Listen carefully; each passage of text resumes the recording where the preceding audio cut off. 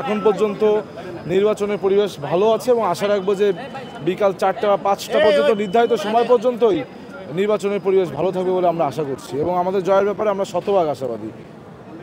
আচ্ছা, মানে শিক্ষার্থীদের উদ্দেশ্যে আপনার বক্তব্য কি?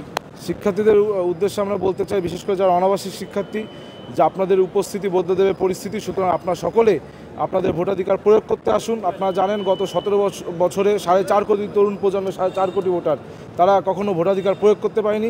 যেহেতু সেই তরুণ প্রজন্মের একটি বড় সংখ্যক ভোটারদের প্রতিনিধিত্ব করে ঢাকা বিশ্ববিদ্যালয়ের শিক্ষার্থীরা, সুতরাং আপনাদের অবশ্যই আজকের যে ভোটাধিকার প্রয়োগ এটি অত্যন্ত গুরুত্বপূর্ণ। আপনারা সকলে নির্ধারিত সময়ের ভিতরেই ভোটাধিকার প্রয়োগ করতে আসবেন বলে আমার বিশ্বাস।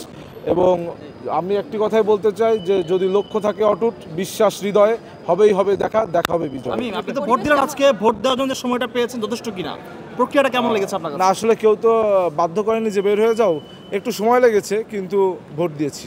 কতক্ষণ লেগেছে আপনার?